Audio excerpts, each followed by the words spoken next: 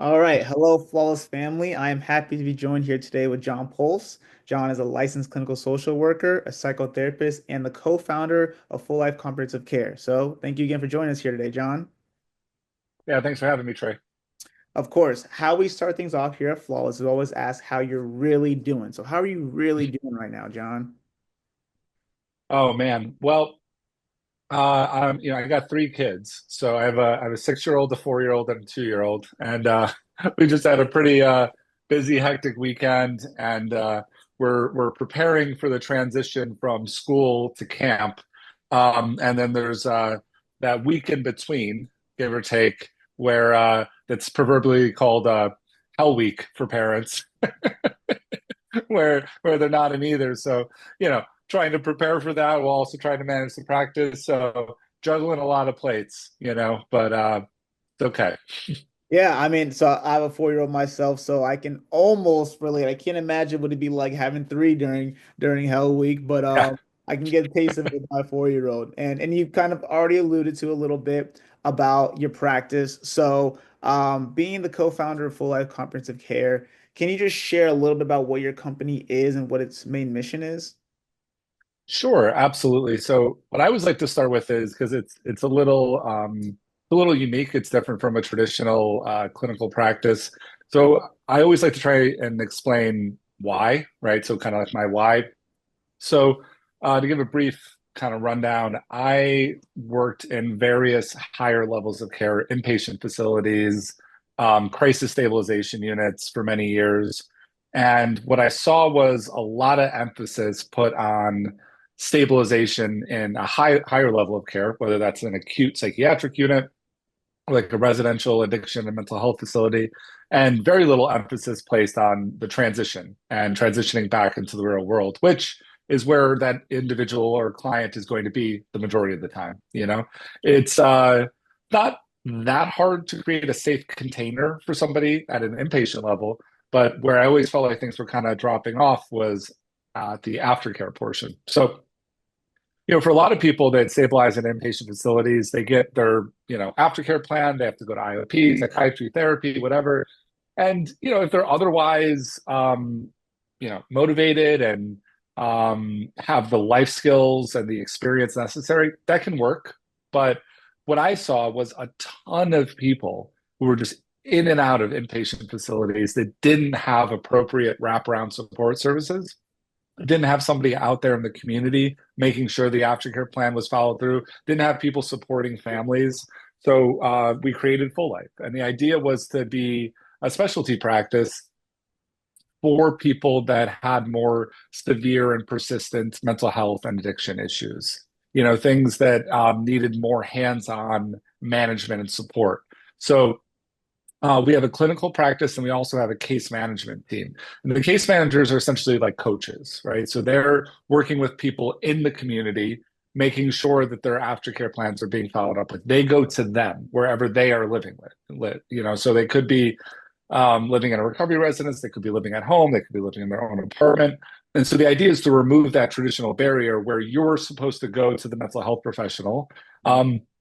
But listen, that often doesn't happen for a number of reasons. The person is struggling with their mental health symptoms. They're having difficulty with their executive functioning and just managing appointments and medications and getting to places on time. Um, the family's not really looped in and educated. So the idea is to, be a bridge from treatment out into the real world, have the wraparound case management team that's ensuring the aftercare plan actually happens along with the clinical support. And so you kind of already alluded to what my next question would be, but you guys, your approach is very different from traditional clinical programs. If you want to take it a step further, whether the inspiration or particularly with how it differs with family and community-based support. Yeah, absolutely. So what I've found is that I'll start with family. So my experience working in residential and inpatient treatment is that families were often labeled as the problem, Hmm. right?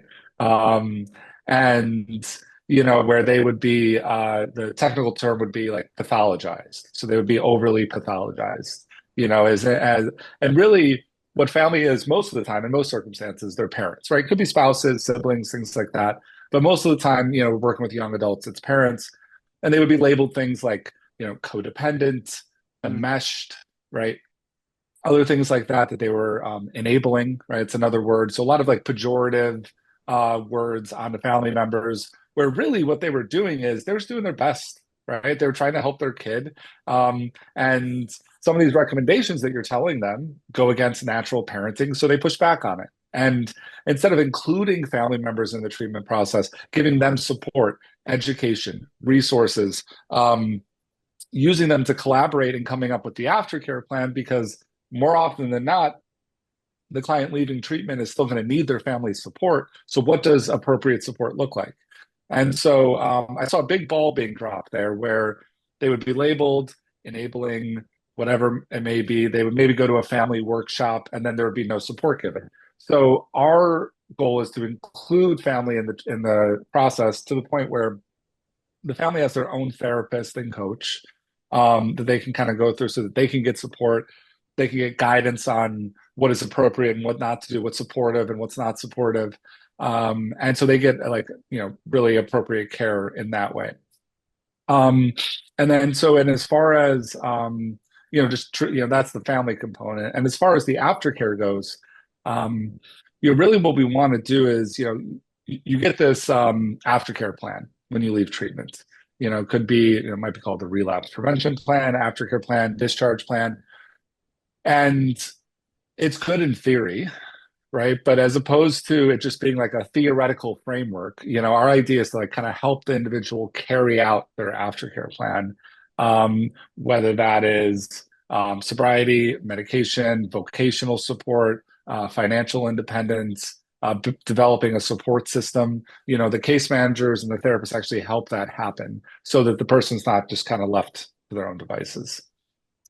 What I really appreciate, I mean, that the whole answer was great, but I really appreciate is that I imagine a lot of family members that if they're involved to this point of the process, do really care about their loved one. And it kind of seems like your approach is understanding and accepting of that, is understanding that that doesn't mean they come with the necessary education and you're willing to bridge that gap. So I kind of love hearing your perspective on that. And you also kind of, partnered with us a little bit to write a blog. And in that blog, it was mentioned, I have the quote here, if a behavioral health treatment plan doesn't include family involvement, it isn't a plan, it's just a temporary band-aid. And I particularly love that quote. And it's right alongside everything that you're mentioning, but I'd love for you to expound on that quote a little bit more and talk about what it really means. Yeah, absolutely. Because I mean, and you said it perfectly. If a family is involved up until this point, clearly they care and they're invested, Hmm. right? And so if you have a continuing care plan um, that doesn't include the family, where when it's more than likely the family that's going to be supporting that individual when they come out of a higher level of care, then it is just a band-aid. To expect that somebody who had such severe or difficult mental health and addiction issues that they had to go into residential treatment Hmm. for, I mean, managed care for residential treatment these days, typically 30 to 45 days, right? So to expect that that person had such significant issues, they had to go to that level of care to then have all of the skills necessary to manage everything on their own without family support is just a band-aid. And that's not to say like it's not to remove the idea of personal accountability and choice and everything like that. I mean, that's still, very much there. But the reality is, like any chronic health condition, especially in its earlier recovery stages, people need family support. Family needs to be involved, right? We see this done, by the way, in management of most other healthcare conditions. So if somebody has, cancer, diabetes, some other type of chronic illness that needs to be managed, family is usually there. Family goes to the appointments, they help with the medication refills, right? They're participating in sport because it's a lot for that individual. But for some reason, when it comes to addiction and mental health care, we try and ostracize the family. By we, I mean the mental health community as a whole, because they're labeled as like codependent and unhelpful. And so let's take that at face value. Let's say for what, and I have a whole other rant or blog I could probably write about codependency and the idea behind it. But let's take that at face value that like what we understand to be codependency, that a parent is struggling with that, right? wouldn't it make sense to involve them more in the process, provide education and support, as opposed to trying to shut them out, right? I mean, if the codependency is the issue, wouldn't it make more sense to involve them? So my next question where I wanted to go with this was to talk about, what the largest misconception is. But you've kind of ironed that out pretty well. What is it about you getting to that point, looking at the mental health community and saying there's a gap here and I'm going to step in and fill it? Why has that gap been so present? What about the traditional paradigm level of thinking has led us to operate this way for so long versus you coming in and being like, I'm going to create something new because there's not enough out there that does address these issues. Like, why is there such a disconnect in terms of what's needed versus what is in this realm of the community? Yeah, great question. So the first thing I'll say is I don't want it to seem like I invented this idea, right? Because the truth be told, like I'm not reinventing the wheel here. This idea of it's called assertive community treatment. So it's a model called like ACT model, PACT model. It's been around for a very long time. And it's evidence-based and it works. Um, and what it includes is like wraparound community-based services Hmm. along with but not instead of traditional, therapy, psychiatry, support groups, things like that. And so the first thing I'll say is like I didn't, reinvent the wheel, but and there's a lot of other cities and states, some better than others, that are doing similar models. But what I think this stems from is that there was always a focus when it comes to mental health at stabilization at a higher level of care. And insurance companies came in and managed care, right, where they have independent people reviewing medical criteria, and they try and make it the stays in inpatient as short as possible. And what happens is there's this rapid drop. Okay, so you go from being in a facility 24 hours a day, and then all of a sudden, boom, you're back into the community. And then you are expected to go to your outpatient program on your own when you may not have the motivation, um, skill set, executive functioning skills to do that.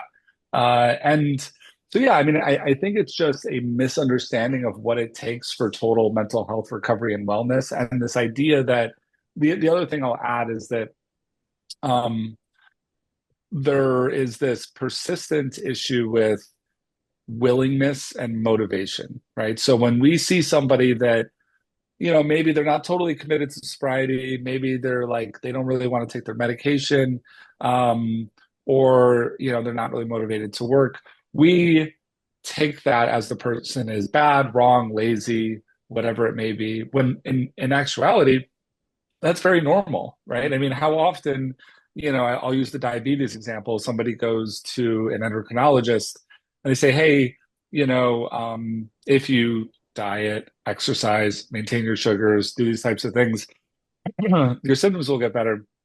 And if you don't, they could get worse. And the person's like, diet, exercise, right? like, but that doesn't mean that they don't have the issue, right? And they still need support. Um, and so you want to try and find that motivation and help them anyway. Help, there's something in mental health called stages of change. And, so we can use motivational interviewing and recognize that that person may not be at the stage of change that we want them to be, but let's work with them until they can get there. So, in short, that last part I wanted to mention because I think there's this idea that unless the person is totally willing and 100% ready to go, that's the only person we should help, right? When when the reality is that if the person really is 100% willing and ready to go, they may not even need the help of a professional. Correct. Right. I mean, the whole reason that I went to school for as long as I did is to help people that may not be totally motivated and need the additional support. Right. So I think there's these like ideas, these mentalities that persist, that prevent us from working with people in a more creative and proactive way. Yeah, so it's kind of like identifying the challenges, which kind of led to a little bit of innovation and kind of like you said, not necessarily reinventing the wheel, but just bringing that access to more people with full life. You Yep. also outlined, when it comes to wraparound care and family inclusive care, you've outlined 5 steps that, are often that you find to be the most often ignored. Or actually, 5 recommendations rather. What I wanted to ask you was of these 5 steps, and I'll read them aloud. So the first one was to co-write the aftercare plan with the family weeks before discharge. Second being assign a family coach who remains on call from day one. Third being help implement the aftercare. Fourth being include the family as equal co-participants, not codependent sideliners. And last one being measure progress by life skill milestones, not by insurance counters. Now, I know you knew those 5 already, but of those 5, which one do you think is most often ignored? And what's the cost when that happens in this process? Sure. So I would say, without a doubt, number four, which is, include family as co-participants and not have them be labeled as codependent, is the one that's most ignored.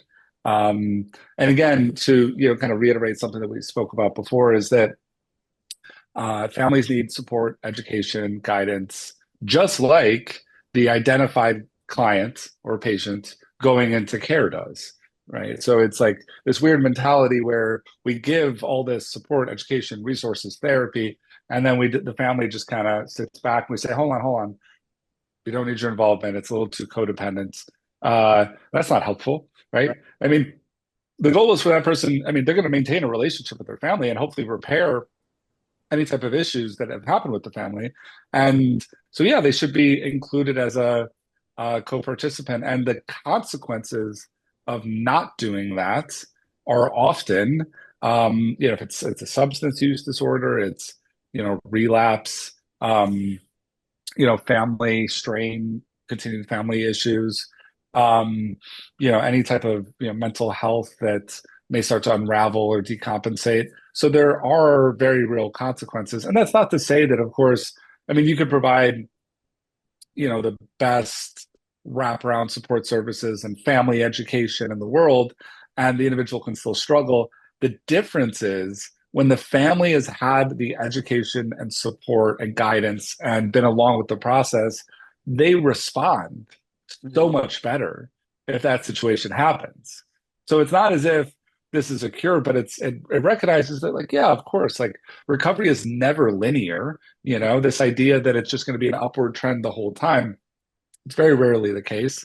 But if there is an issue, or a relapse, or mental health goes down the tubes, whatever it may be, the family is now, like, kind of properly armed with resources, education, and they know how to respond in the same way that, if a family was helping to caretake for somebody with a medical condition, their medical condition gets worse. If they're properly educated and they know what to do, they can help intervene.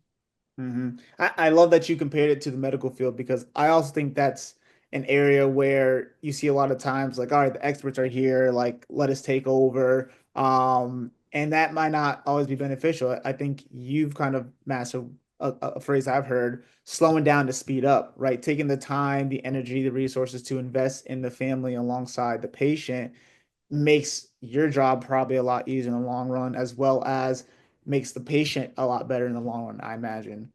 So Yep. I appreciate kind of what you're doing at Full Life and in your individual career to kind of, make that come into fruition. Shifting gears just a little bit and speaking to you more so Mhm. as a mental health expert, I want to highlight that May brings us Mental Health Awareness Month. And I kind of see, from my own viewpoint, I think COVID did a lot of good, was a catalyst for a lot of people opening up and being more receptive to, at least a baseline understanding of mental health and how it affects Mhm. all of us, whether it's anxiety or depression. But, what you deal with a lot is a little bit heavier than that. So how does awareness what does that mean when it comes to the serious mental health illnesses that you see more day to day and the discrimination that's still felt by, individuals that deal with those challenges? Yeah, no, thank you. Yeah, that's a great question.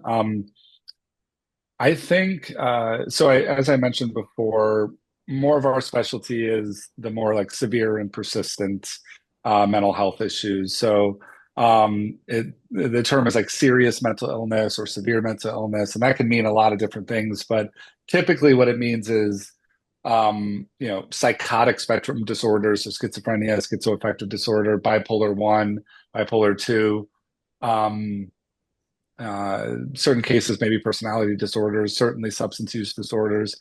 And I think that a lot of those mental health conditions are much more highly stigmatized than perhaps others. It's not to say that there isn't stigma in others, but I think what I think has been really cool, and one of the things I've noticed kind of a trend with Mental Health Awareness Month is that I've seen many people on social media or in other avenues that are coming out being very open about being diagnosed with one of those more severe mental health issues, and kind of speaking openly about their journey. I'm talking people from, uh, college students, lawyers, therapists, whomever, right?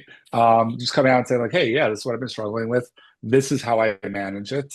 It doesn't define who I am, but I do need to manage it. It's lifelong. And I think one of the things that does is like, it makes the person who feels like one of the things we always try and do, and I should have led with this. So a lot of our case managers and coaches, they are in long-term recovery themselves, either from a substance use disorder or mental health condition. And so, we have people that may have an addiction issue or maybe, are managing their bipolar disorder. And we'll pair them up with somebody else that has like similar issues. And so they can talk to them as a peer, as somebody that's been through this, and where that person may be feeling like hopeless or maybe they just got the diagnosis. So, um, one of the things I think is really good about Mental Health Awareness Month is to be able to speak openly and have it not be so stigmatized, and for people to see examples of others um, that are thriving in spite of their mental health issues. And, even when the person that may be watching that is still, not in a good place. Yeah, I appreciate that distinction between the two, and kind of speaks to kind of the challenges that you have to deal with on another level. And part of dealing with that population is the challenge of, and help me out with pronunciation here, anoxinasia. Is that how that was that? Yeah, it's listen, it's about as bad as it was for me for a while. Anosognosia. There we go. Anosognosia. I won't even try Yeah. again, right? So not only is it a challenging word to say, right? I think it's a challenging word to understand and to comprehend. So what is it like when you are in a situation where a client or a patient is struggling to recognize their own illness, and how does that affect bringing in family support with challenges like that? Yeah, so that's really tough. I mean, anosognosia, and for those that may not be familiar with the term, um, it loosely translates to denial of disorder, right? And denial, I actually don't even think is the best way to put it because if you compare somebody, let's say that has an addiction issue and they're in denial, um, they may be in denial that it's as severe, but they're not in denial that they are using drugs, Mhm. right? Like they know that they're using drugs. When it comes to anosognosia and like a psychotic disorder like schizophrenia or schizoaffective disorder, the denial of disorder is so real that they don't believe that what you're telling them is the truth. They believe so. For example, right? Like, so it's not even like as I'm sitting here with you right now, right?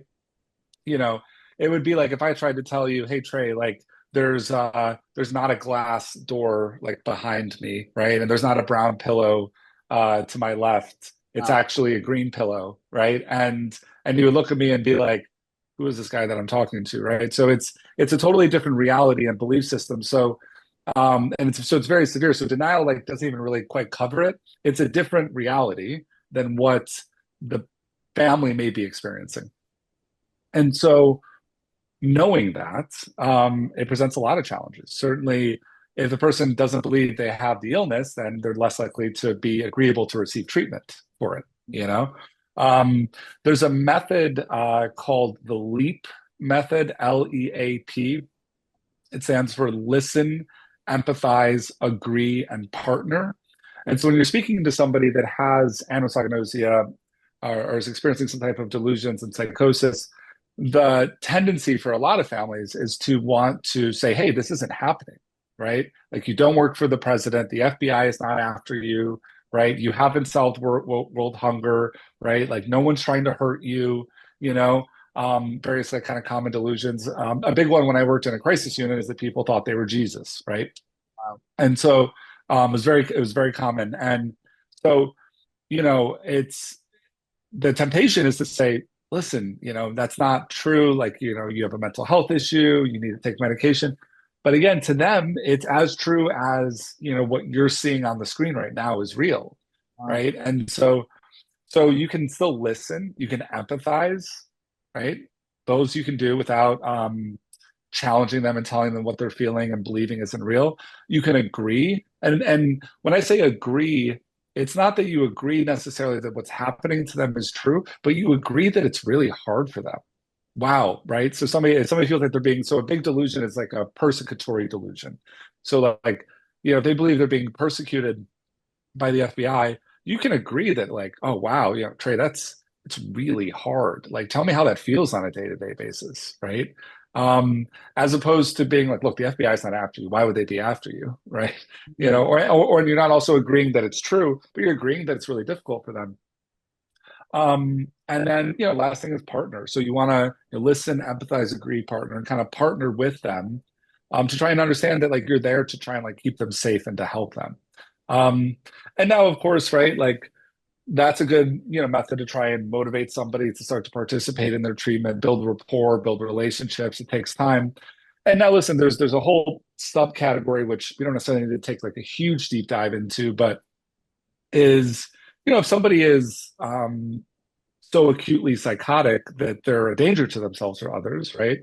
Then, we can look at, different options for involuntary care to keep them safe. Mhm. And certainly not like, it's not a fun part of the job. It's not anything that anybody really wants, but it is often necessary when, someone's safety is in question or other people's safety.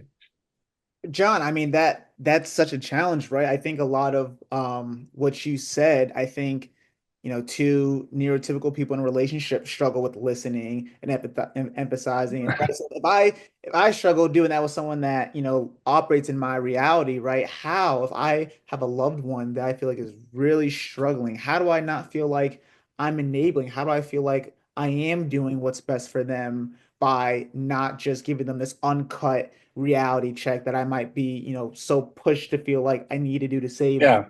How do I differentiate that? Totally. It's very counterintuitive, right? And I get it, right? And because it's so tempting, right, um to want to give them that reality check and like, hey, but none of this is happening. And you have a severe mental health issue, right? And we need to get you care.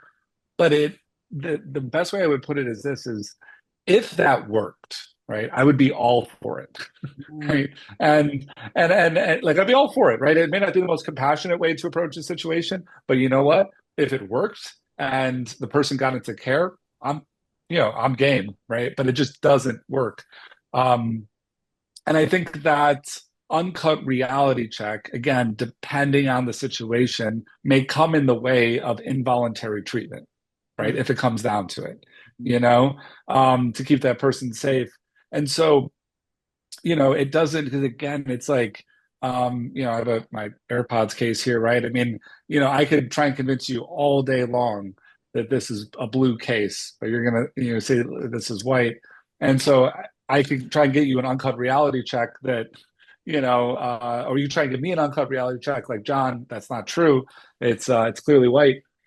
It's not gonna do anything, right? So if it worked, I would be all for it. But and I think to hone in on one other point, which is that it is very counterintuitive. I think that if families aren't educated and attending support groups or trainings or other things to know how to approach a loved one that has a more serious mental illness, they're not going to do it, right? None of this will come intuitive. So, yeah, I mean, I think that kind of takes us back to where we started this and how a lot of times it's the parents who want to do what mhm. naturally comes as a parent and having to learn that those strategies don't necessarily apply to the situation. So that's a nice kind of comparison. But John, I appreciate, all the information you've kind of provided. I do have one last question for you. We have this concept of flawless world, right? An ideal world of sense. And I can tell you, right, hearing the work that you're doing with full life comprehensive care is giving us hope that we're working towards a more flawless world. But for you, what are you seeing, whether just in your personal life or within your industry, that's giving you hope that we're moving closer to a more flawless world? Sure. So I think in general, gosh, this is that I'm trying to make this as concise as possible. So, there was a big movement in the 80s called deinstitutionalization, right? Where we decided that a lot of these people that were kept in long-term inpatient psych units, lockdown units, that we are going to have them discharged and like reintegrated into society. And the idea was to have like, you know, housing, food, job placement, medication management, a sort of community treatment teams, right? Now, like most things with the government, that did not come to fruition, right? But it's interesting now because as other cities and states and places have kind of built on that idea, they've been starting to implement it more. I think that more so than probably any time, at least that I'm aware of, mental health is allowed to be talked about. It's encouraged to be seek support. There are more specialized providers. So I think in that respect, we're headed in a positive direction. Um, yeah, I hope we'll get a good outcome from that. Awesome. I love to hear it. I love to hear that. So, John, thank you so much. We'll make sure we have your website and your social media in our description of this video so that everyone watching can find you and learn more about what you're doing and the projects that you're working on. And that's all I have for you today. I just want to thank you again, John, for taking the time to be here with us. Yeah, thanks a lot, Trey. Thanks for having me. Of course, enjoy the rest of your day, John. Yeah. All right, thanks. You too.